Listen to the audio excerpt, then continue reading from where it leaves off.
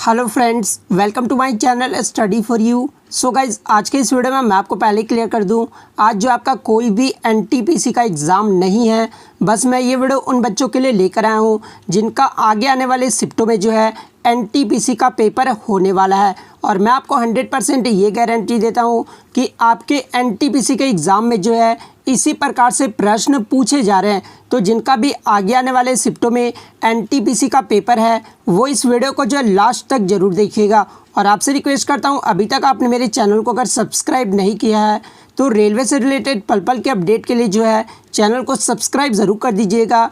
और बगल में ही आपको एक बेल आइकन यानी घंटे का निशान भी दिख रहा होगा, तो आप उसे भी जो ज़रूर प्रेस कर दीजिएगा। तो चलिए वीडियो को स्टार्ट करते हैं। क्वेश्चन आया था दोस्तों कि एप्पल जो है ये किस एंजाइम के कारण काटने पर जो है ब्राउन हो जाता है। तो देखिए, जब आप एप्पल को काटते होंगे तो ये जो है ब्राउन हो जाता है, ठीक है। तो ये किस एंजाइम के कारण होता है? तो ये पॉलीफिनोल ऑक्सीडेज एंजाइम के कारण होता है, तो जिसको पीपीओ भी बोलते हैं।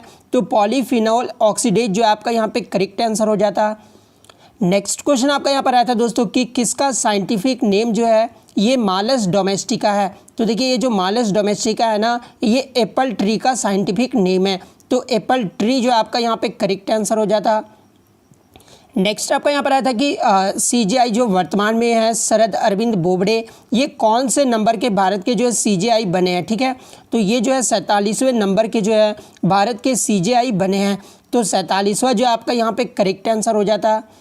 नेक्स्ट क्वेश्चन आपका यहाँ पर आया था दोस्तों कि खानवा का युद्ध जो है ये कब हुआ था। तो देखिए, खानवा का युद्ध जो है ये 16 मार्च 1527 को हुआ था। बात कर ले खानवा का युद्ध किनके मध्य लड़ा गया था, तो ये भी आपका रखना कि ये बाबर और मेवाड़ के राणा सांगा के जो है मध्य लड़ा गया था। तो ये फैक्ट भी आपको याद रखना है।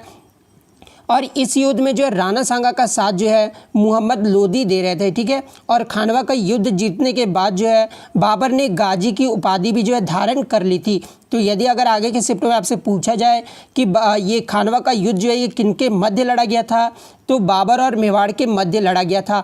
और राणा सांगा का साथ कौन दे रहे थे?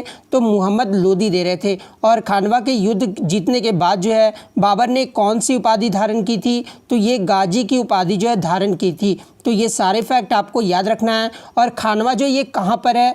तो ये राजस्थान के भरतपुर में है। तो ये भी आपको याद रखना है। नेक्स्ट क्वेश्चन आपका यहाँ पर आया था दोस्तों कि पानीपत का युद्ध जो है इब्राहिम लोदी और किसके बीच हुआ था। तो देखिए, पानीपत का जो युद्ध है ना, ये इब्राहिम लोदी और बाबर के मध्य लड़ा गया था। कौन सा युद्ध? तो पानीपत का प्रथम युद्ध लड़ा गया था। तो बाबर जो आपका यहाँ पे करेक्ट आंसर हो जाएगा।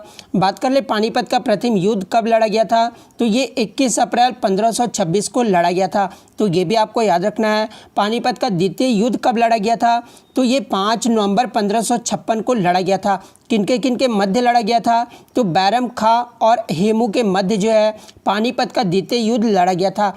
वहीं अगर बात कर ले पानीपत का तृतीय युद्ध जो है ये कब लड़ा गया था, तो ये 14 जनवरी 1761 को लड़ा गया था।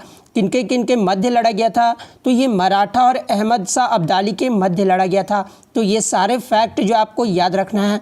नेक्स्ट क्वेश्चन आपका यहाँ पर आया था दोस्तों कि भारत के जो है राष्ट्रीय सुरक्षा सलाहकार यानी नेशनल सिक्योरिटी एडवाइज़र जो है वर्तमान में कौन है। तो देखिए, भारत के जो वर्तमान में राष्ट्रीय सुरक्षा सलाहकार हैं ये अजीत डोभाल है। तो अजीत डोभाल आपका यहाँ पे करेक्ट आंसर हो जाएगा।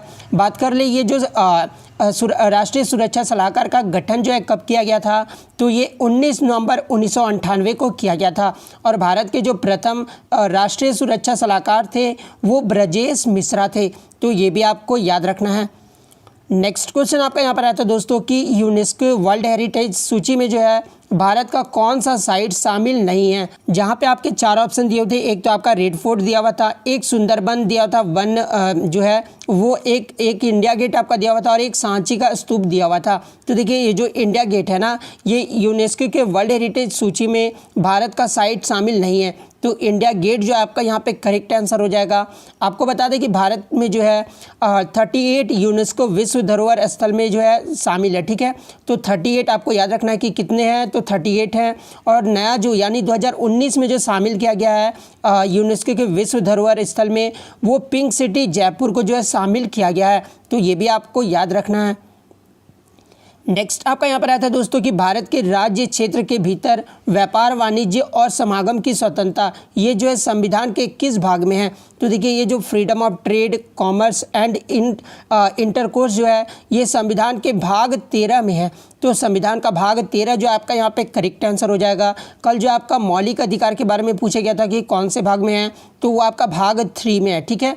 तो भाग 13 जो आपका यहाँ पे करेक्ट आंसर हो जाएगा। आपको बता दें कि भाग 13 के तहत जो है अनुच्छेद 301 से लेकर जो है 307 तक प्रदान किया गया है। तो ये भी आपको याद रखना है। और यदि आगे के चिप्ट में आपसे पूछा जाए कि ट्रेड और कॉमर्स को जो है कौन सी सूची में रखा गया है, ठीक है, जैसे कि राज्य सूची, संघ सूची, समवर्ती सूची, तो देखिए ये जो ट्रेड एंड कॉमर्स को जो है ये राज्य सूची के विषय में रखा गया है। तो ये भी आपको याद रखना है। नेक्स्ट क्वेश्चन आपका यहाँ पर आता है दोस्तों कि अनुसूचित और जनजाति क्षेत्र जो है ये किस भाग में है। तो देखिए अनुसूचित और जनजाति क्षेत्र जो है ये भाग 10 में है।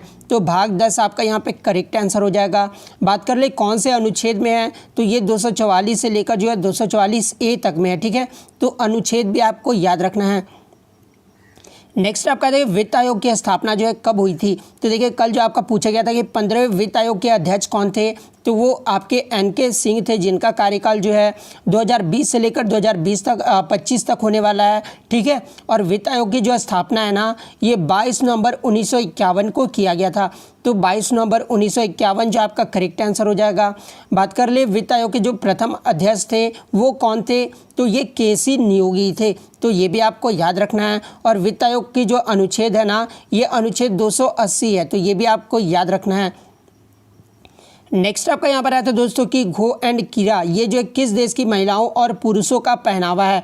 तो देखिए घो एंड कीरा जो है ना ये नेशनल ड्रेस ऑफ भूटान का है, ठीक है। तो भूटान जो आपका यहाँ पे करेक्ट आंसर हो जाता, जिसमें जो घो है ना ये पुरुष पहनते हैं और कीरा जो है ये महिलाओं के द्वारा पहना जाता है। तो ये भी आपको याद रखना है। नेक्स्ट आपका देखिए जायंट पांडा जो है ये किस देश के जंगलों में पाए जाते हैं। तो देखिए ये जो जायंट पांडा है ये चीन देश के जंगलों में पाया जाता है। तो चीन जो है आपका यहाँ पे करेक्ट आंसर हो जाएगा। नेक्स्ट आपका यहाँ पर आया था दोस्तों कि biggest and tallest Buddha statue in the world, यानी विश्व का जो है सबसे बड़ा बुद्धा स्टैचू कहाँ पर है। तो ये जो आपका कौन सा है पूछा गया था, तो ये लेसन जायंट बुद्धा है, ठीक है। तो लेसन जायंट बुद्धा जो आपका यहाँ पे करेक्ट आंसर हो जाएगा। बात कर लिए लेसन जायंट बुद्धा जो है ये कहाँ पर है, अगर आगे के शिफ्ट में आपसे पूछा जाए तो ये चाइना में है, ठीक है। तो ये भी आपको याद रखना है। और भारत का सबसे बड़ा जो बौद्ध स्तूप है ना ये सांची का स्तूप है जो कि मध्य प्रदेश में है। और इसका जो निर्माण है वो सम्राट अशोक के द्वारा करवाया गया है। तो ये भी आपको याद रखना है। अगर पूछा जाए कि विश्व का जो है सबसे बड़ा बुद्धा स्टैचू जो कि चाइना में उसका नाम क्या है, तो ये लेसान जायंट बुद्धा है। तो ये भी आपको याद रखना है। नेक्स्ट आपका देखिए तुंगभद्रा जो है ये किसकी सहायक नदी है।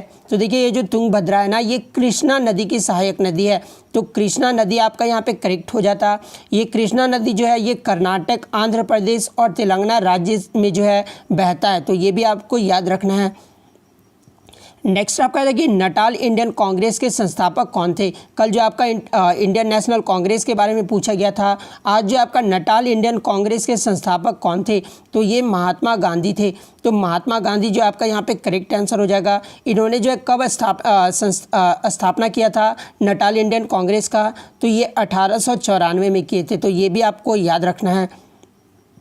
नेक्स्ट आपका यहाँ पर आया था कि समय बुद्ध स्तूपा जो है यानी स्वयं भूनाथ स्तूप जो है ये कहाँ पर है। तो देखिए स्वयं भूनाथ स्तूप जो है ये काठमांडू में है यानी नेपाल में है। तो काठमांडू जो है आपका यहाँ पे करेक्ट आंसर हो जाता। नेक्स्ट आपका यहाँ पर आया था दोस्तों कि लॉरियस वर्ल्ड स्पोर्ट्स अवार्ड के तहत जो है स्पोर्टिंग मूवमेंट 2000 से लेकर जो है 2020 तक अवार्ड किसे मिला है। तो देखिए 2011 में जो वर्ल्ड कप हुआ था उसमें जो है सचिन तेंदुलकर को जो है कंधों पर उठाकर जो है फ़ोटो खींचा गया था, जिसमें स्पोर्टिंग मूवमेंट जो है उस समय वो शामिल कर लिया गया था। तो सचिन तेंदुलकर को जो है ये अवार्ड दिया गया है।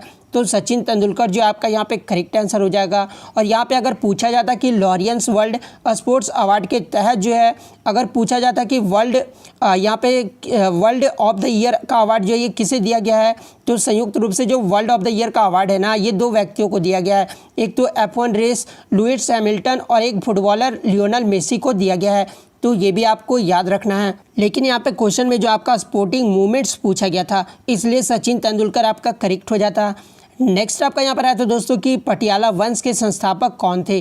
तो देखिए वंशों से भी जो आपके क्वेश्चंस पूछे जा रहे हैं, तो पटियाला वंश के जो संस्थापक थे ये बाबा अला सिंह सिद्धू थे। तो बाबा अला सिंह सिद्धू जो आपका यहाँ पे करेक्ट आंसर हो जाएगा। नेक्स्ट आपका यहाँ पर आया तो दोस्तों कि वत्स महाजनपद ये जो किसकी राजधानी थी। तो देखिए वत्स महाजनपद जो कि प्रयागराज में कौशाम्बी है, ठीक है, उसकी राजधानी थी, जो कि आपका यूपी में है। तो कौशाम्बी जो आपका यहाँ पे करेक्ट आंसर हो जाता। आपको बता दें कि 16 में जो है महाजनपद है, ठीक है, और इसकी राजधानी आपको याद रखना है। यहाँ से प्रश्न आपके पूछे जा रहे हैं। तो एक तो आपका काशी हो गया जिसकी राजधानी वाराणसी है, ठीक है, कौशल जो थी उसका श्रावस्ती थी, अंग का चंपा था, उसके बाद बात कर ले चेदी का जो है शक्तिमती था। तो ये 4 जनपद जो है लगातार एग्जाम में पूछे जाते हैं, इसलिए मैं चारों जनपद के बारे में आपको बता दिया हूँ। इसके अलावा अगर आपका 12 जनपद का याद रखना है तो आप मेरे टेलीग्राम पे जुड़ जाइए, वहाँ पे आपको जो है सारे PDF जो है मिल जाएंगे। नेक्स्ट क्वेश्चन आपका था कि रजमनामा किस हिंदू ग्रंथ को फारसी अनुवाद है। तो ये रजमनामा जो है ये महाभारत का जो है फारसी अनुवाद है।